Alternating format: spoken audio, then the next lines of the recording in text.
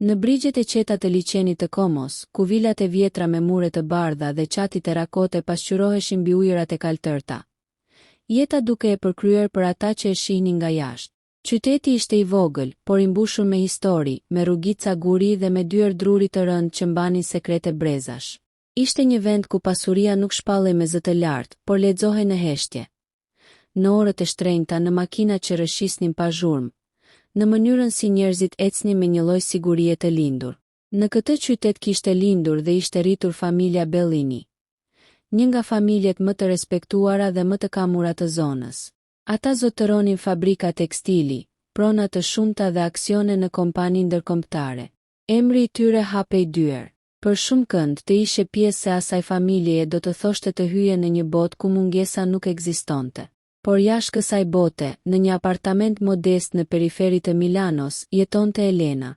Elena nuk ishte e varfër. Në fakt, ajo vinte nga një familje shumë më e pasur se sa shumica do ta imagjinonin. Baba i saj ishte investitor ndërkombëtar me lidhje në Londër dhe Zyrich. Nëna e saj kishte trashëguar prona në Francë dhe Austri. Ajo ishte rritur në shkolla private. Kishte studiuar ekonomi në Zvicër dhe kishte akses në llogari bankare që do të trondisnin këdo që i shihte shifra. Megjithatë, Elena kishte zgjedhur të jetonte ndryshe. Që në moshë të re, ajo kishte kuptuar se pasuria krijonte një perde. Njerëzit e trajtonin ndryshe, ose me interes, ose me zili. Ajo kishte humbur disa miqësi kur zbulonin mbi emrin e saj. Kishte parë burra që e shikonin si investim, jo si person. Prandaj, kur u transferua në Itali për një projekt biznesi të fshet nga familja e saj, ajo vendosi të mos tregonte asgjë. Aty njohu Marco Bellini ishte djali i mesëm i familjes, më pak i përfshirë në biznesin familjar dhe më shumë i prirur drejt arkitekturës dhe projekteve urbane. Ai kishte një natyrë të qetë, të përmbajtur dhe nuk mburrej me mbiemrin që mbante. Ata u njohën në një konferencë për zhvillim urban në Milano. Elena u prezantua thjesht si konsulente ekonomike freelance. Ajo kishte veshur rroba të thjeshta, pa marka të dukshme, pa bizhuteri të shtrenjta. Marco nuk e pyeti kurrë për pasurinë e saj, dhe ajo nuk i tregoi. Muajt kaluan, marrëdhënia u thellua. Kur Marco i tha se donte ta prezantonte me familjen në një festë të madhe verore në vilën e tyre pranë liçenit të Komos, Elena ndjeu një lloj tensioni të brendshëm. Ajo e dinte se familja Bellini ishte e pasur. Ajo e dinte se do të vëzhgohej, dhe për herë të parë vendosi të bënte diçka të guximshme. Ajo do të shtirej si e varfër, jo si një lojë përtallje, por si një provë, një mënyrë për të parë nëse do të pranohej për atë që ishte, jo për atë që mund të sillte në tavolinë financiarisht. Në ditën e festës, ajo zgjodhi një fustan të thjesht pa mbuku, pa firmë, këpucë të zakonshme. Një çantë që duke e përdorur, megjithse ishte bler vite më parë në një butik diskret në Paris. Flokët i mbajti të kapura thjesht, pa stilim profesional. Asnjë bizhuteri përveç një unaze të vogël argjendi. Kur makina e Marcos hyri në portën e madhe prej hekurit të vilës Bellini, Elena ndjeu se po kalonte një prag të padukshëm. Vila ishte madhështore, por me elegancë klasike. Obori ishte i mbushur me të ftuar. Gra me fustane mëndafshi, burra me kostume të qepura me porosi. Gota kristali që shkëlqenin në dritën e pasdites. Muzika klasike luhej but në sfond. Sytë u kthyen drejt tyre sapo zbritën nga makina. Elena e ndjeu peshën e atyre shikimeve me njëherë. Ishte një analizë e heshtur, e shpejt dhe pa mëshirshme. Fustani i saj u krahasua me të tjerët. Këpucët, çanta, qëndrimi. Nëna e Marcos, Sofia Bellini, erdhi t'i përshëndeste. Ajo ishte një grua elegante, me flokë të thinjur bukur dhe me sy që lexonin njerëzit brenda sekondave. Buzëqeshi me mirësjellje, por buzëqeshja nuk arriti plotësisht në sy. Prezantimet ishin formale, fjalët të kujdesshme. Elena foli me ton të qetë, të edukuar, por përmendi se jetonte në një apartament të vogël me qira dhe punonte në projekte të vogla konsulence. Nuk përmendi familjen, nuk përmendi investimet, nuk përmendi asgjë që do ta ngrinte në sytë e tyre. Brenda pak minutash, ajo ndjeu ndryshimin. Disa nga të ftuarit u bën më të ftohtë. Një kushërire marcose pyeti me një buzëqeshje të hollë nëse ishte e vështirë të jetoje në Milano me paga kaq të ulëta. Një tjetër zonjë e moshuar sugjeroi se familja Bellini kishte standarde të caktuara. Marco nuk dukej ta kuptonte plotësisht nën tekstin. Ai ishte mësuar me atë botë dhe nuk I shihte gjithmonë shtresat e padukshme të përçmimit social. Elena qëndroi e qetë. Vëzhgoi. Regjistroi çdo detaj. Në një moment, ajo u la vetëm pranë balkonit që shikonte liçenin. Aty dëgjoi dy gra që flisnin pak metra më tutje. Ato mendonin se ajo nuk po dëgjonte. Fjalët ishin të buta, por therse. Flisnin për ambicie, për vajza që kërkonin të kapnin fatin duke u lidhur me familje të pasura, për rreziqet e martesave të pabarabarta. Elena nuk u trondi. Ajo ishte përballur me paragjykime më parë, por ajo që nuk e përgatiti ishte ajo që ndodhi më pas. Në fund të mbrëmjes, baba I Marcos, Alessandro Bellini, e ftoi në bibliotekën private të vilës. Ishte një dhomë e madhe, me rafte librash deri në tavan dhe me një tavolinë të rëndë preare në mes. Ai nuk foli gjatë, por fjalët e tij ishin të drejtpërdrejta. Ai I tha se familja e tyre kishte kaluar shumë për të ndërtuar atë që kishin. Se martesa për ta nuk ishte vetëm çështje zemre, por edhe stabiliteti. Se Marco kishte përgjegjësi, dhe se një vajzë pa bazë të fortë mund ta vështirësonte rrugën. Ishte një paralajmërim I maskuar si këshill. Elena e dëgjoi pa ndërprer. Pastaj falënderoi për sinqeritetin. Kur doli nga biblioteka, ajo e dinte se testi kishte dhënë rezultat, por jo atë që kishte pritur. Sepse ndërsa ajo kishte ardhur për të provuar zemrat e tyre, dikush tjetër po e provonte atë.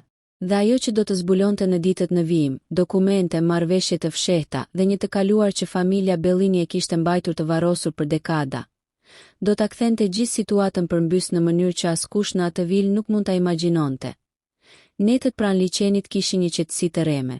Uji duke I palëvizshëm, por poshtë sipërfaqes së tij fshieshin rryma të ftohta që lëviznin pa u dukur. Elena e mendoi këtë teksa qëndronte në dhomën e miqve në katin e sipërm të vilës Bellini, me dritaren hapur drejt ujërave të errëta. Fjalët e Alessandro si silleshin në mendje jo si ofendim, por si një konfirmim I diçkaje që ajo e kishte ndjerë që në momentin kur kishte hyrë në obor. Ajo nuk kishte gjykuar për atë që ishte, por për atë që dukej. Ajo kishte pritur një lloj ftohtësie. Kishte pritur arrogancë të maskuar me etikë, por ajo që e shqetësoi ishte diçka tjetër. Mënyra si Alessandro e kishte parë, jo me përbuzje, por me llogaritje. Si një njeri që peshon riskun, si dikush që ruan diçka më të madhe se reputacioni. Elena nuk ishte naive. Ajo kishte kaluar vite në tryeza biznesi ku buzëqeshje shërbenin si perde për strategji të ftohta. Instinkti I saj I brendshëm, I stërvitur në heshtje nga babai I saj gjatë takimeve të panumërta ku e merrte si vëzhguese, I tha se ajo bisedë në bibliotek nuk ishte thjesht për statusin e saj ekonomik. Ishte një paralajmërim para prak, një test I kundërt. Të nesërmen në mëngjes, atmosfera në vilë ishte e përmbajtur.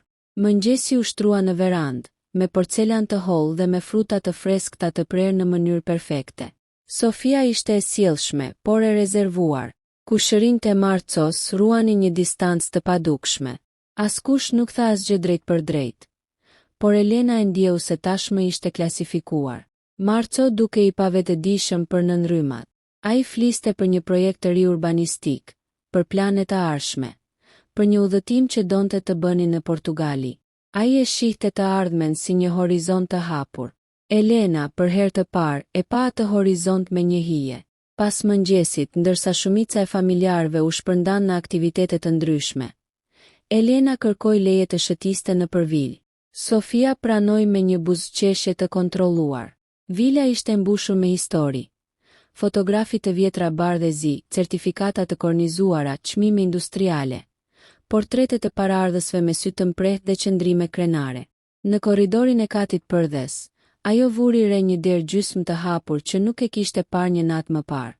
Brenda ishte një dhomë më e vogël, pothuajse arkiv. Raftet mbanin dosje të vjetra, kuti dokumentesh, libra kontabiliteti të viteve 60 dhe 70. Elena nuk ishte tip që shkelte kufijt, por diçka në ajër e shtyu të hynte. Ajo nuk kërkonte sekrete. Kërkonte kontekst. Në një raft të ullët, një kuti me mbishkrimin Fondazione 1983 i tërhoqi vëmendjen. Ajo e hapi me kujdes. Brenda kishte dokumente për një fondacion familjar, i krijuar për zhvillim industrial dhe mirëqenie sociale. Deri këtu, asgjë e pazakont për një familje të pasur. Por disa faqe më thellë, ajo pa emra kompanish që i tingëlluan të njohur. Shumë të njohur. Ajo i kishte parë ato emra vite më parë në një raport të brendshëm financiar që baba i saj e kishte analizuar. Kompani që kishin falimentuar në mënyrë të dyshimt në Evropën lindore në vitet 90.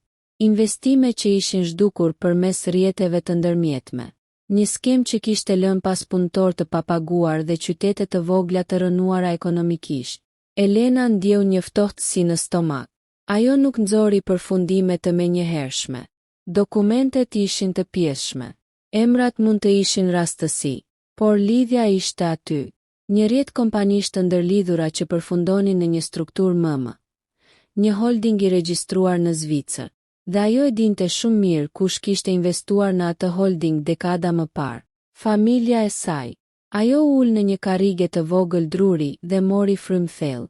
Nëse lidhja ishte reale, atëherë historia mes familjes së saj dhe Bellinive ishte shumë më e thellë se sa një romancë mes dy të rinjve. Mbrëmjen e asaj dite, gjatë një darke më intime me familjen e ngushtë, Alessandro e vëzhgonte her pas here me një vëmendje të heshtur. Jo armiqësore, por vigjilente, si dikush që pret një lëvizje. Elena vendosi të mos thoshte asgjë. Jo ende. Ajo kaloi orët e vona në telefon, duke aksesuar databazat të vjetra financiare përmes një rrjeti privat që e përdorte për projekte pune. Emrat përputheshin, data, strukturat. Ishte një bashkëpunim i hershëm mes dy familjeve. Një investim i përbashkët që kishte përfunduar në mënyrë të paqartë. Zyrtarisht humbje tregu, jo zyrtarisht zhdukje kapitali. Dhe pas atij episodi, familja e saj ishte tërhequr plotësisht nga disa tregje evropiane. Se a ishte trati, apo një marrëveshje që kishte dështuar. Të nesërmen, para se të largoheshin nga vila, Alessandro e ftoi sërish në bibliotekë. Këtë herë atmosfera ishte më e rëndë. Ai nuk e pyeti drejt për dokumentet, por e pyeti për familjen e saj, për origjinën, për mbiemrin e vajzërisë së nënës. Ishte një test i drejt për drejt. Elena zgjodhi të mos gënjente plotësisht. Ajo përmendi mbiemrin e nënës, një mbiemër që në qarqe financiare kishte peshë. Sytë e Alessandros ndryshuan për një fraksion sekonde. Njohje, pastaj kontroll. Ai nuk tha asgjë më shumë, por në atë heshtje kishte histori. Kur u kthye në Milano, marrëdhënia me saj dhe Marcos vazhdoi në dukje normalisht. Por brenda Elenës diçka kishte ndryshuar. Ajo nuk ishte më thjesht një grua që testonte vjehrit. Ajo ishte bërë pjesë e një loje shumë më të vjetër. Disa ditë më vonë, ajo mori një telefonat nga babai i saj. Ai rrallë telefononte pa arsye. Zëri i tij ishte i qetë, por i prerë. Ai tha se kishte dëgjuar për familjen Bellini, se emri kishte dalë sërish në një auditim të brendshëm. Se disa fonde të vjetra por i shikoheshin. Pastaj ai bëri një pyetje të thjeshtë. Sa serioz është ky djalë për ty? Elena kuptoi se historia nuk ishte më private. Dikush kishte zbuluar lidhjen e saj me Marcon. Ose ndoshta kishte qenë pashmangshme. Familjet e mëdha rrallë mbeten të padukshme kur ndërthuren. Ditët që pasuan sollën tension të heshtur. Ajo mori një email anonim me dokumente të skanuara. Kontrata të viteve 90 me firma që përfshinin Bellinit dhe një përfaqësues të kompanisë së gjyshit të saj. Në fund të emailit ishte një fjalë e vetme. Disa borxhe nuk harrohen. Elena nuk u trem, por e kuptoi se dikush po e shtynte drejt një përplasjeje. Pyetja nuk ishte më nëse vjehrit do ta pranonin si të barabartë financiarisht. Pyetja ishte nëse ajo do të pranonte të hynte në një familje që mund të kishte ndërtuar një pjesë të pasurisë së saj mbi një marrëveshje të padrejtë ndaj familjes së saj. Marco nuk dinte asgjë për këtë histori të vjetër. Ai fliste për të ardhmen, për martesë, për projekte të përbashkëta. Ai e donte atë për atë që ishte, ose për atë që mendonte se ishte. Dhe Elena e kuptoi se maska e saj si vajza e varfër kishte qenë vetëm shtresa e parë së vërtetës. sepse asgjë nuk e kishte përgatitur për faktin se, duke u shtirur si e pambrojtur, ajo kishte hyrë në zemër të një konflikti të vjetër financiar mes dy perandorive që nuk e kishin harruar kur njëra tjetrën. Dhe tani dashuria e saj ishte në mes, ditët që pasuan nuk sollën shpërthim të menjëhershëm. Nuk pati skena dramatike, as përballje të ashpra. Në vend të tyre erdhi diçka më e rëndë. Një heshtje organizuar. Një lëvizje kujdesshme gurësh në një tabel që ekzistonte prej dekadash. Elena filloi të kuptonte se ajo nuk ishte më thjesht pjesë e një historie personale. Emri i saj, edhe pse i fshehur, kishte filluar të qarkullonte në qarqe që ajo i njihte shumë mirë. Telefonata të shkurtra nga bashkëpunëtor të vjetër të familjes. Pyetje të tërthorta për lidhjet e saj. Një interes i papritur për projekte që ajo po ndiqte në Itali. Babai i saj nuk e telefonoi sërish për disa ditë. Kjo ishte shenjë edhe më e qartë se diçka po lëvizte në sfond. Elena vendosi të bëjë atë që kishte bërë gjithmonë kur përballej me mjegull. Të kërkonte faktet. Ajo udhëtoi drejt Zvicrës nën pretekstin e një takimi pune. Në të vërtetë, ajo donte të hynte në arkivin privat të familjes së saj. Një zyre heshtur në Gjenev ku ruheshin dokumente të vjetra investimesh, marrëveshjesh dhe partneritetesh që nuk ishin bërë kurrë publike. Në një dosje të etiketuar me një kod të thjeshtë alfanumerik. Ajo gjeti atë që kërkonte. Një marrëveshje vitit 1992 midis holdingut të gjyshit të saj dhe një konsorcium industrial italian ku figura qendrore ishte Alessandro Bellini. Atëherë një biznesmen në ngjitje. Projekti kishte të bënte me blerjen e disa fabrikave tekstili në Evropën lindore pas rënies së regjimeve komuniste. Ishte një kohë e trazuar, me privatizime të shpejta dhe me mundësi të mëdha fitimi.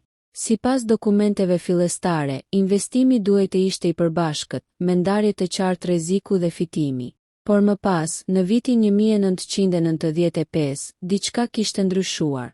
Një shtesë kontraktuale, e firmosur vetëm nga pala italiane, kishte zhvendosur një pjesë të borxhit mbi kompaninë e gjyshit të saj. Disa muaj më vonë, fabrikat kishin falimentuar. Kapitali ishte zhdukur përmes rrugëve ligjore, por të ndërlikuara. Holdingu zviceran kishte mbajtur humbjen kryesore. Konsorciumi italian ishte ristrukturuar dhe kishte dalë relativisht i padëmtuar. Në dokumentet e brendshme të familjes së saj, ajo gjeti një fjali që i qëndroi gjatë në mendje. Besimi i gabuar të partneri italian. Asnjë akuzë e hapur, asnjë proces gjyqësor, vetëm një tërheqje e heshtur nga tregu. Elena e mbylli dosjen me një ndjesi të ftohtë qartësie. Ajo nuk kishte prova për mashtrim të drejtpërdrejtë, por kishte një model, një zhvendosje e rrezikut në momentin e fundit, një përfitim i njëanshëm. Dhe tani, dekada më vonë, djali i atij partneri kërkonte ta ndërtonte jetën me vajzën e palës që kishte pësuar humbjen. Kur u kthye në Milano, ajo nuk i tha asgjë marcos menjëherë. Ajo donte ta kuptonte nëse ai ishte pjesë e këtij rrjeti apo thjesht trashëgimtar i padijshëm. Por ndryshimi në sjelljen e familjes së tij u bë më i dukshëm. Ftesat për darka u shtuan, por atmosfera ishte gjithmonë e matur. Pyetjet për të kaluarën e saj bëheshin më të drejtpërdrejta. Sofia filloi të kërkonte detaje për prindërit e saj me një kuriozitet që nuk fshihej më. Një mbrëmje gjatë një takimi të organizuar në Milano me disa partner biznesi të familjes Bellini, Elena vuri re diçka të rëndësishme. Alessandro e prezantoi atë jo si vajza e thjeshtë që punon freelance, por si Elena me lidhje interesante ndërkombëtare. Toni kishte ndryshuar. Ishte e qartë se ai e kishte kuptuar kush ishte ajo. Përplasja nuk ndodhi në një shpërthim emocional. Ajo erdhi në formën e një takimi privat mes dy familjeve. Babai i Elenës erdhi në Itali disa javë më vonë. Takimi u organizua në një hotel neutral në Milano, larg vilës pranë liçenit. Ishte një sallë konference me dritare të mëdha dhe me një tavolinë të gjatë prej xhami. Asnjë dekor familjar, asnjë simbol krenarie, vetëm dokumente dhe heshtje. Marco u ftua, por ai nuk dinte detajet. Kur ul përballë babait të Elenës dhe Alessandros, ai e kuptoi se nuk ishte thjesht një takim formal. Ishte një rihapje e një kapitulli të mbyllur. Babai i saj foli me qetësi. Ai përmendi investimin e viteve 90, përmendi humbjen, Përmendi ristrukturimin që kishte favorizuar palën italiane. Nuk akuzoi drejt për drejt, por e bëri të qartë se historia nuk ishte harruar. Alessandro nuk e mohoi marrëveshjen. Ai e përshkroi si pasojë të kushteve të paqëndrueshme të tregut. Ai theksoi se gjithçka kishte qenë ligjore, se rreziku ishte i njohur. Elena i vëzhgonte të dy burra që mbanin mbi supe dekada ambicie, llogaritje dhe krenari. Pastaj baba i saj bëri diçka të papritur. Ai tha se nuk ishte ardhur për hakmarrje, as për rihapje procesesh. Ai kishte ardhur për qartësi, sepse vajza e tij po ndërtonte një jetë me djalin e atij burri, dhe ai nuk do të lejonte që e kaluara të përdorej si armë në të ardhmen. Alessandro heshti për disa sekonda më shumë se zakonisht, pastaj pranoi se marrëveshja e asaj kohe kishte qenë agresive, se kishte mbrojtur interesat e familjes së tij me çdo mjet të mundshëm, se në biznes ndonjëherë morali zbehej përballë mbijetesës. Marco e dëgjoi këtë me një tronditje të qetë. Ai nuk e kishte parë kur baban e tij të fliste kaq hapur për pragmatizëm të ftohtë. Në atë moment, përplasja u zhvendos nga financat e vlerat. Elena nuk foli gjatë, por ajo tha diçka që e ndryshoi tonin e takimit. Ajo tha se ishte shtirur si e varfër në festën pranë liçenit sepse donte të dinte nëse do të pranohej pa pasurinë e saj, dhe se reagimi i familjes kishte treguar më shumë se sa çdo bilanc financiar. Ajo nuk kërkonte dëmshpërblim, nuk kërkonte aksione. Ajo kërkonte transparencë dhe respekt. Dhoma u mbush me një lloj qartësie të rëndë. Alessandro për herë të parë nuk e pa si rrezik, e pa si pasqyrë. Takimi përfundoi pa marrëveshje të shkruar, por me një mirëkuptim të ri. E kaluara nuk do të përdorej kundër tyre, as nga njëra palë, as nga tjetra. Megjithatë, pasojat nuk mbaruan aty. Në javët që pasuan, disa investime të përbashkëta të vjetra u ristrukturuan. U krijua një fond i rizhvillimi, këtë herë me kushte të qarta dhe me transparencë të plotë. Ishte një mënyrë për të mbyllur simbolikisht ciklin, por ndryshimi më i madh ndodhi brenda familjes Bellini. Sofia filloi ta shihte Elenën ndryshe, jo si vajzën pa bazë të fortë, por si gruan që kishte hyrë në vilën e tyre me thjeshtësi dhe kishte dalë prej saj me dinjitet, pa e përdorur kur pasurinë si kërcënim. Marco nga ana tjetër u përball me një realitet të ri për baban e tij. Ai e kuptoi se dashuria dhe biznesi kishin jetuar gjithmonë në dy plane të ndryshme në familjen e tij, dhe se ai duhej të zgjidhte se cilin model do të ndiqte. Elena nuk u pendua që ishte shtirur si e varfër, sepse në atë maskë të përkohshme, ajo kishte parë fytyrat e vërteta të njerëzve përreth saj. Asgjë nuk e kishte përgatitur për faktin se prova e saj e vogël personale do të zbulonte një histori të fshehur mes dy familjeve. Por ndoshta pikërisht ajo shtirje kishte qenë katalizatori i nevojshëm. Në fund nuk ishte çështje pasurie, ishte çështje karakteri, dhe në një qytet ku gjithçka duke e përkryer mbi sipërfaqe, ajo kishte mësuar se rrymat më të forta lëviznin gjithmonë në heshtje. Pas takimit në Milano, gjithçka në duke u qetësua. Nuk pati lajme në media financiare, as lëvizje dramatike në tregje. Fondi i ri i zhvillimit u krijua me kujdes, me auditor të jashtëm dhe me struktura transparente që simbolizonin një fillim të ri. Në dokumente, ishte një partneritet modern mes dy familjeve me vizion evropian. Në thelb, ishte një armëpushim i heshtur, por armëpushimet nuk janë pa pasoja. Marco filloi të ndryshonte në mënyra që nuk ishin të menjëhershme, por të thella. Ai nuk e kundërshtoi hapur të atin, por nisi të bëj pyetje. Pyetje për vendimet e vjetra, për mënyrën si ishte ndërtuar perandoria e tyre, për kompromise që ishin bërë në emër të mbijetesës. Alessandro nuk e humbi qetësinë. Ai ishte burri i mësuar me presion, por për herë të parë ai nuk kishte përballë një rival tregu, kishte djalin e tij. Elena e vëzhgonte këtë transformim me një përzierje krenarie dhe shqetësimi. Ajo nuk kishte dashur të krijonte një përçarje. Ajo kishte dashur qartësi, por qartësia shpesh ka kosto. Martesa e tyre u vendos të bëhej një vit më vonë, në fund të verës, sërish pranë liçenit. Këtë herë atmosfera ishte ndryshe. Jo më një provë fshetë, por një akt i vetëdijshëm bashkimi. Ftesat u dërguan në qarqe ndërkombëtare. Emra të mëdhenj financiar, arkitekt, diplomat. Dy familje që dikur kishin mbajtur distancë, tani do të shfaqeshin së bashku. Elena vendosi të mos fshihej më. Ajo nuk u paraqit si trashëgimtare arrogante, por as si vajza e thjesht pa rënje. Ajo ishte vetvetja, një grua edukuar në disiplinën e financës, por me ndjeshmëri për drejtësinë. Në javët para dasmës, tensionet e padukshme u rishfaqen në forma të reja. Një investim i përbashkët në një projekt urban në Evropën lindore hasi pengesa ligjore të papritura.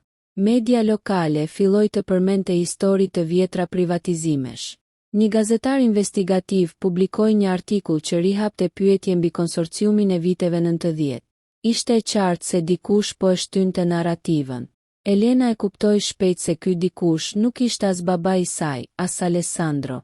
Ishte një ish partner i tretë i asaj kohe, një financier që kishte mbetur në hije, dhe që tani po kërkonte të përfitonte nga ribashkimi i dy familjeve. Duke nxitur dyshime publike, ai shpresonte të fitonte leverage në negociata të tjera. Kjo e detyroi Alessandron dhe baban e Elenës të bashkëpunonin realisht për herë të parë. Jo për të fshehur të kaluarën, por për ta sqaruar me dokumente, me auditime të hapura, me transparencë të plotë. Marco i përfshir tani në proces.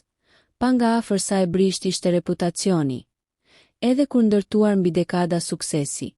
Dhe pikërisht në këtë presion, u shfaq prova e vërtetë e marrëdhënies së tij me Elenën. Ai mund të kishte zgjedhur rrugën më të lehtë, të distancohej nga debatet, të mbronte emrin e familjes pa e vënë në diskutim të shkuarën. Por ai zgjodhi ndryshe.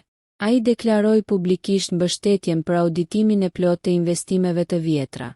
Ai pranoi se brezi i tij kishte detyrimin të korrigjonte çdo padrejtësi të trashëguar, edhe nëse ligjërisht gjithçka kishte qenë rregull. Ky qëndrim tronditi disa aksioner tradicional të familjes, por i dha një drejtim të ri kompanisë. Elena e kuptoi atëherë se dashuria e tyre nuk ishte më thjesht ndjenjë personale. Ishte një zgjedhje etike. Dasma u zhvillua në një qiell të pastër gushti. Liçeni ishte i qetë, si natën kur ajo kishte qëndruar në dhomën e miqve duke menduar për rrymat e padukshme. Por këtë herë, ajo nuk ndjente pasiguri. Sofia, që dikur e kishte vëzhguar me sy kritik, e përqafoi me një ngrohtësi të sinqertë. Jo sepse Elena ishte e pasur, por sepse kishte treguar karakter. Alessandro gjatë fjalimit të tij foli për kohën, për gabimet, për mësimet. Ai nuk përmendi shifra. Ai përmendi përgjegjësi. Në fund të ceremonisë, ndërsa të ftuarit shpërndaheshin në përkopsht, Elena pa për një moment vilën ku gjithçka kishte nisur. Ajo kujtoi fustanin e thjesht, çantën e vjetër, shikimet gjykuese. Ajo kujtoi bibliotekën, dokumentet, takimin në hotel. Asgjë nuk e kishte përgatitur për atë që do të ndodhte kur kishte vendosur të shtirej si e varfër.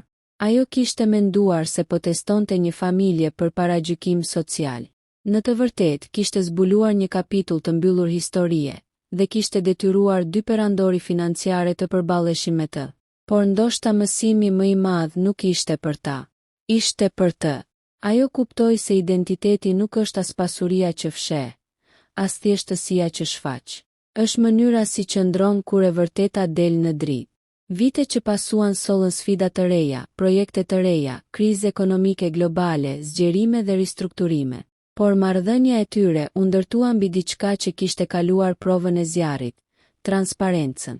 Dhe sa herë që dikush përmendte historinë e vajzës që u shtir si e varfër në festën e vjehrit, rrëfimi zakonisht ndalej te befasia e zbulimit të pasurisë së saj.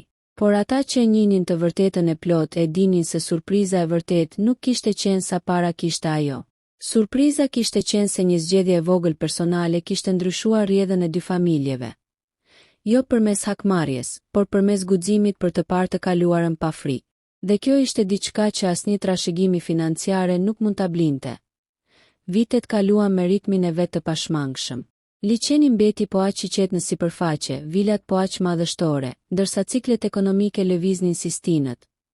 Herë zgjerim, herë tkurrje, herë pasiguri globale që vinte si mjegull e ftohtë mbi tregjet evropiane. Por ajo që kishte nisur si një provë vogël personale në një festë verore, ishte shndërruar në një pikë kthese të padukshme në historinë e dy familjeve.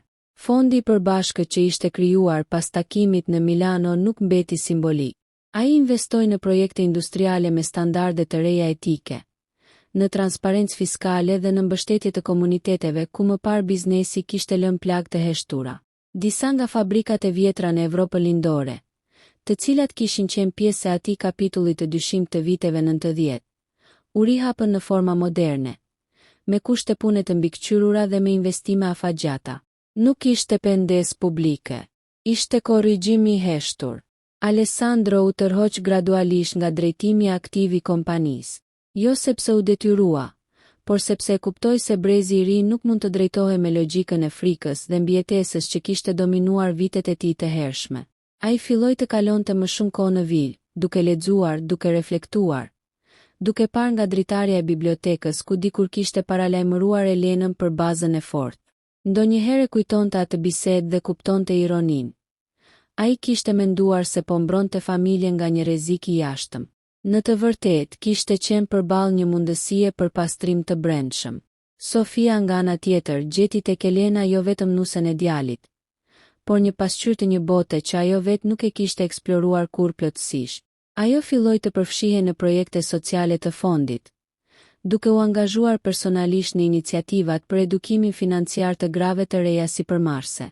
Respekti që dikur ishte i rezervuar, u bëi sinqert. Marco dhe Elena ndërtuan jetën e tyre mes Milanos dhe liçenit. Ai vazhdoi projektet urbane me një fokus të ri në qëndrueshmëri dhe etik. Ajo mori rol aktiv në menaxhimin strategjik të fondit, por gjithmonë me kujdes që të mos krijonte varësi nga emri i saj. Ajo nuk kërkoi kurrë të dominojë. Ajo kërkoi të balancojë. Megjithatë, fundi i vërtetë i historisë nuk erdhi me sukseset financiare apo me stabilitetin e martesës së tyre. Ai erdhi një pasdite të qetë vjeshte, disa vite më vonë, kur Elena u kthye vetëm në vilën pranë liçenit. Marco ishte në një udhëtim pune. Shtëpia ishte pothuajse bosh. Ajo hyri në bibliotekë, në të njëjtën dhomë ku gjithçka kishte marrë kthes. Raftet e librave ishin po aty. Tavolina prej are po ashtu. Por ndjesia ishte ndryshe. Ajo ul në karrigen ku kishte qëndruar përballë Alessandros vite më parë. Dhe për herë të parë e pa gjithë rrugtimin si një vit të plot. Nëse ajo nuk do të ishte shtirur si e varfër atë ditë, ndoshta do të ishte pritur me buzëqeshje të menjëhershme, me respekt të menjëhershëm. Martesa do të ishte organizuar pa tensione. Partneritetet financiare do të kishin vazhduar pa u rihapur plagët e vjetra. Por gjithçka do të kishte mbetur e ndërtuar mbi shtresa të pathëna. Shtirja e saj kishte qenë një rrezik. Ajo kishte rrezikuar të përçmohej, të refuzohej, të nënvlerësohej, por në atë nënvlerësim kishte parë të vërtetën. Kishte zbuluar historinë e fshehur, kishte detyruar transparencë. Ajo kuptoi se forca nuk qëndronte në pasurinë që zotëronte, por në faktin që kishte zgjedhur të mos e përdorte si mburojë apo si armë. Në fund, surpriza më e madhe nuk kishte qenë zbulimi i trashëgimisë së saj. Surpriza kishte qenë se edhe njerëzit që kishin ndërtuar perandorin mbi llogaritje të ftohta, ishin të aftë të ndryshonin kur përballeshin me pasojat njerëzore të vendimeve të tyre. Alessandro hyri në biblioteka atë pasdite, pa e ditur se ajo ishte aty. U ndal për një moment kur e pa. Nuk pati fjalë të mëdha, nuk pati rrëfime dramatike. Ai ul përballë saj dhe, pas një heshtjeje të qetë, tha se kishte menduar shpesh për ditën kur ajo kishte ardhur në vil me atë fustan të thjeshtë. Ai pranoi se e kishte gjykuar, se e kishte parë si rrezik, se kishte frikë nga dobësia, dhe pastaj shtoi se ajo i kishte treguar se forca mund të vijë veshur me thjeshtësi. Nuk ishte një kërkim faljeje i drejt për drejt, por ishte pranimi më i sinqert që ai dinte të bënte. Kur Elena doli nga vila atë mbrëmje, drita e perëndimit binte mbi ujë si një pasqyrë e artë.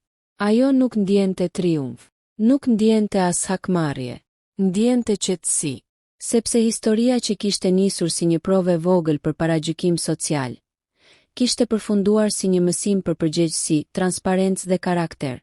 Dhe në fund, ajo e kuptoi se asgjë nuk e kishte përgatitur për atë që do të ndodhte. Jo sepse përballja kishte qenë e madhe, por sepse ndryshimi kishte qenë i thellë. Ajo kishte hyrë në atë familje si një huaj që shtirej. Ajo doli prej asaj prove si një grua që nuk kishte më nevojë të shtirej për asgjë.